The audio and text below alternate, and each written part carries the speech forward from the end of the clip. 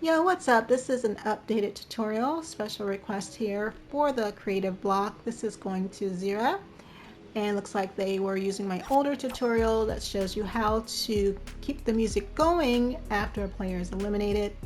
However, with their system, it needs a little bit newer structure.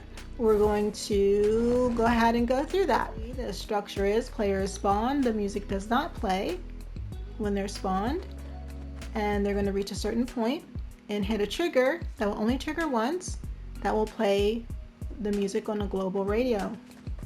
So it's going to register that player and get them set up for some beats.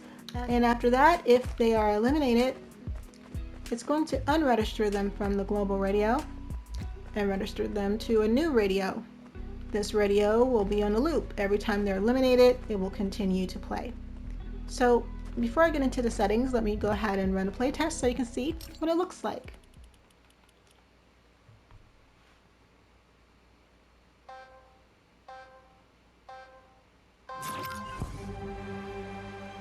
Player is spawned and there's no music. Alright, reach the first checkpoint, music starts, the game starts. Oh, but I don't make it.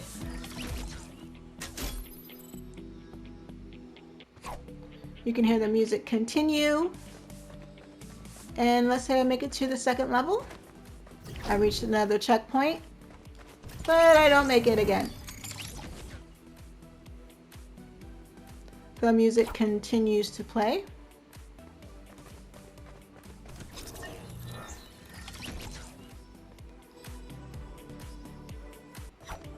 And so forth.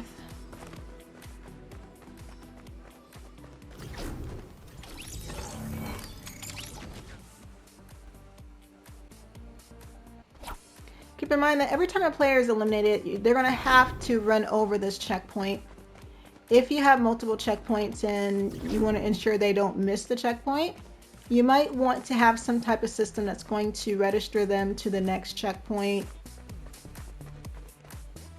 you know, at a certain point of the game. So for example, maybe when they're eliminated at this point, they're re-registered to the new checkpoint so they won't spawn back on the first one over there, because if they don't re-register themselves or they don't step on this pad physically, then they might spawn back at the older checkpoint. Okay, just a quick tip. All right, so let's go ahead and jump into the settings and see what's different. All right, so with the player spawn pad, these are the settings, and I'll just go through them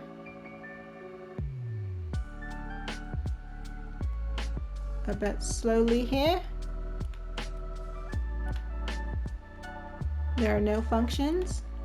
And for events, when the players spawn, we're going to enable the player checkpoint pad, the very first one. All right, cool. Next is the trigger. You want to make sure the trigger is facing just like this, because when the player spawns, they will immediately trigger it.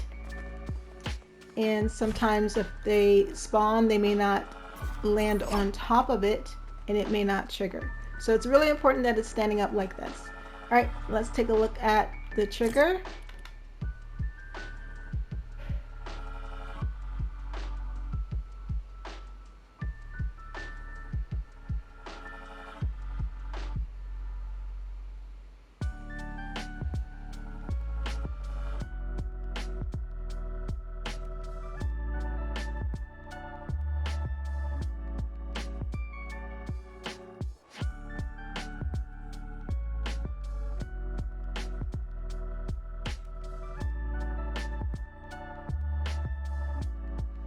All right, and then there's no functions, and when it's triggered, we're going to send an event to the radio to play, and this is the global radio, and to register the player.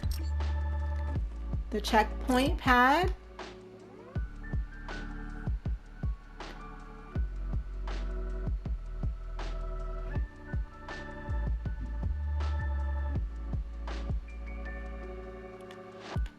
And for functions, we're going to enable when receiving from player spawner when the players spawn, and register when receiving from Elimination Manager on eliminated. So that way they can start right back here because they're within this first level. All right, I'm going to put this back here.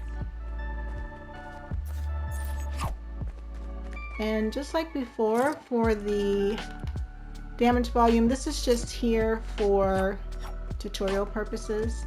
But if you're making a parkour, then yeah, you'll be using these types of volumes. And you see there's no functions or events. Elimination Manager.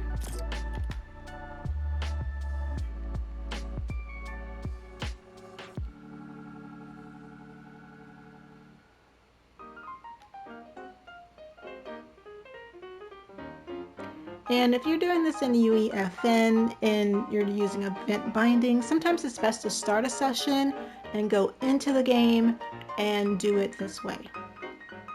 That way you don't miss one thing. There's no functions.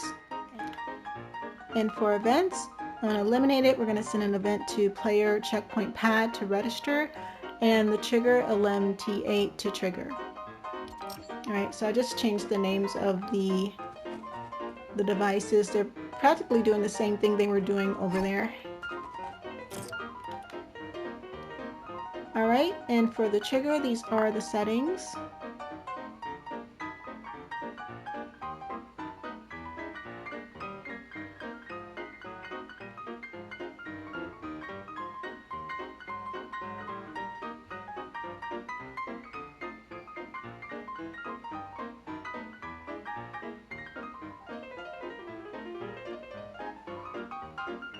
I do have a difference here. I did put it on a trigger delay of 2.25. You don't have to have that if you don't want to.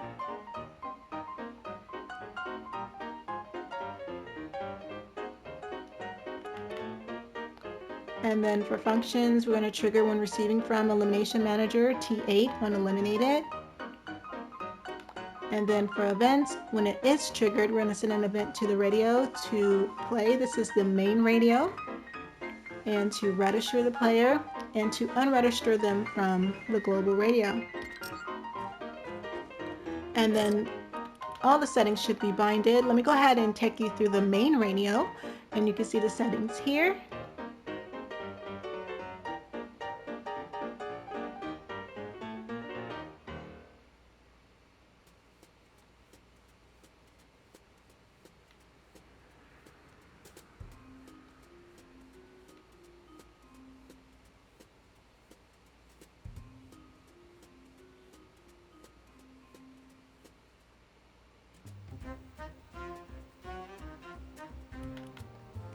And we're going to play when receiving from trigger LMT8 on triggered, and register player when receiving from trigger LMT8 on triggered.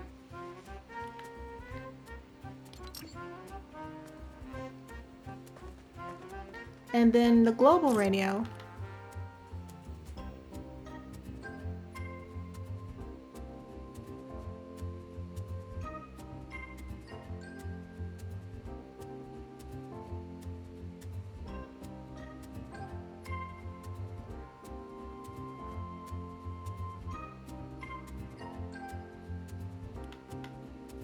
We're going to play when receiving from trigger T8 on triggered, and register player when receiving from trigger T8 on triggered.